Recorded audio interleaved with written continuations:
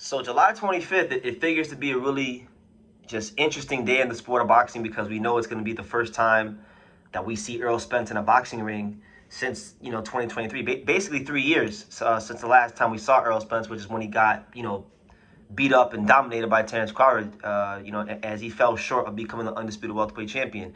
A lot of us didn't know if Errol Spence would ever come back at all, point blank, period. But he's fighting Tim Tszyu. They're shipping him over to Australia, but he's not alone. Errol Spence Jr. ain't the only person to being shipped to Australia to go fight some Australians. He's going to be joined by Jamal Charlo, who's also going to be on the undercard because they have announced the undercard.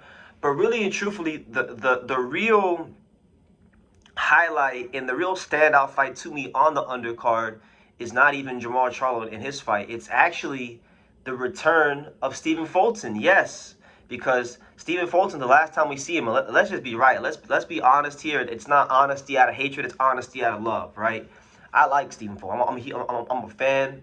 I got love for Stephen Fulton. He's treated me very well in my couple of times I've met him. So I got nothing against him, but it's just calling it for what it is, being honest.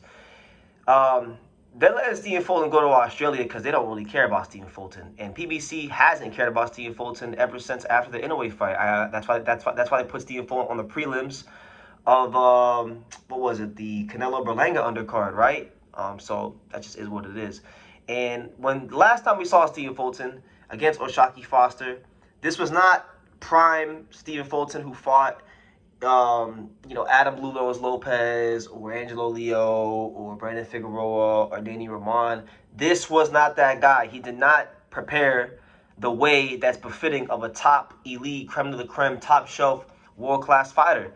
If I could be ever so honest, it looked like he did his whole training camp at the Poppy store up the street in Philadelphia eating cheesesteaks.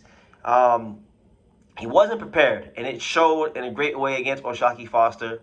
I was there, I remember, and he got shut out, got outboxed, got outclassed in that fight. And those are not words you really ever associate with Stephen Fulton, right? Most of the time, right? He's one of the top fighters. He's been one of the top fighters in boxing for a number of years. So he gets a bit of a what I look at as a do or die fight or a crossroads fight, because on the other side he will be taking on an Australian fighter, and he'll be taking on none other than the very game, very determined, and very formidable Liam Wilson. Now, Liam Wilson doesn't come to this fight without faults. Liam Wilson is a guy that has never, durability has never been his strong suit.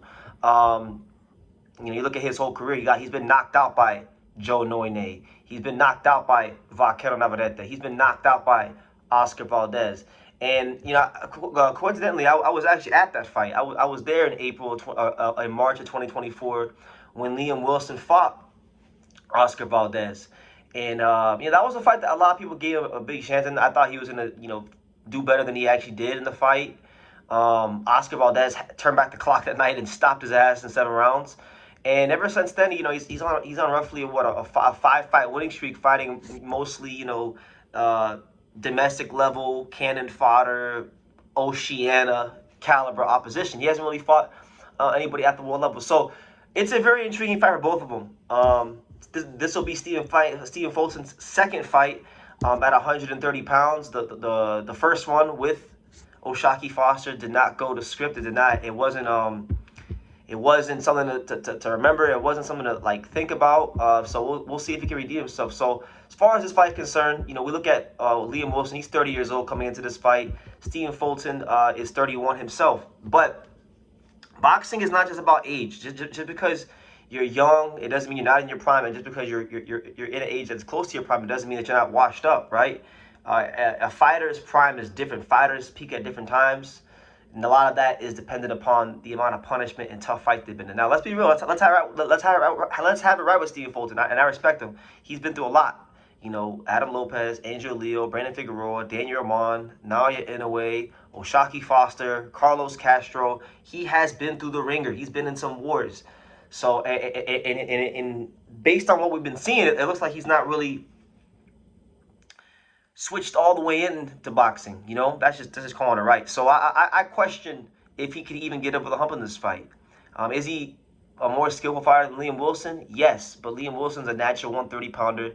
Liam Wilson has been in the ring. Yes, he hasn't beaten the top 130-pounders, but he's been in the ring with, and done well against the top 130 pounders. He's even knocked down Emmanuel Navarrete, who's arguably the best fighter in this weight class, along with the guy he just lost to, O'Shaquie Foster, right? So he's not no slouch, he's not no pushover, he's not no bum. Also, when you look at Stephen Fulton, forget even the 130-pound version of Stephen Fulton. Even at 126 pounds, he wasn't the biggest puncher as a featherweight. He did enough, against guys like Castro and Figueroa, but he wasn't a big puncher at 122. He was sharp. He was a sharp puncher at 122, but he became less of a puncher the more and more he moved up in weight, right? He was a guy that had to outdog you a lot of times in the pocket.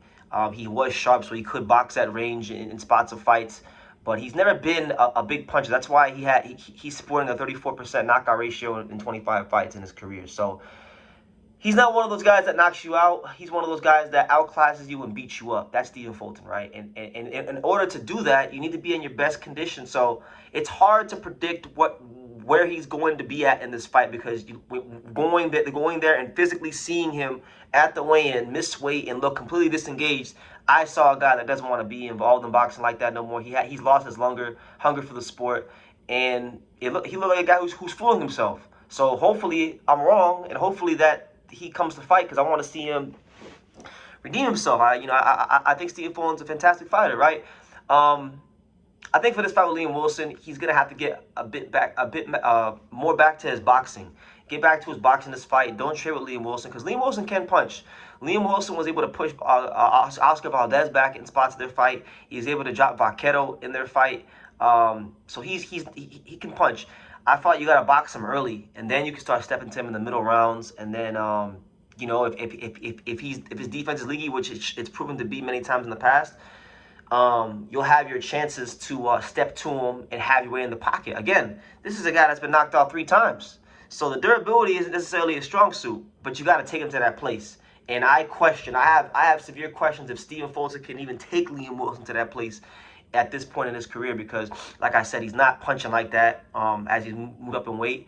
And he's not really, he doesn't seem to be fully engaged into the sport of boxing. He's made light of some things outside the ring that have hindered him, and that's not my business or anybody's business, but he has noted it in the past. And my thing is, like, everybody has their own story to tell, and there are things that could hinder them. But a true champion can adapt to any situation, no matter how hard it is. So hopefully Stephen Fulton can do that for this fight. I don't have a prediction. It's really hard. I mean, I probably would actually slightly favor Liam Wilson, just because it's on home soil. It's on home soil. It's in Australia, so if the fight is close, it's gonna go to him. And on top of that, Stephen Fulton has not really punched like that at 130 pounds, and I can't bring myself to trust, after what I saw in San Antonio, I can't bring myself to trust that he's gonna do the right things in camp. Because if you can't get up for O'Shaquie Foster to become Philadelphia's first 3-division champion and punch your ticket to the Hall of Fame, if you can't get up for that, what's gonna make? Why should I believe that you'll get up for this one in Australia? You know what I mean? So I'll hedge it towards Liam Wilson, but I don't have any flat-out prediction. We'll see how it goes, but those are just some of my early thoughts as we head into the fight a month from now. So yeah, let me know what you guys think in the comments down below. Stephen Fulton versus Liam Wilson. Liam Wilson versus Stephen Fulton. A very intriguing crossroads fight for 2 fighters that have both gone through their struggles over the last few years. So yeah, leave your comments down below, and I'll see you guys in the next video.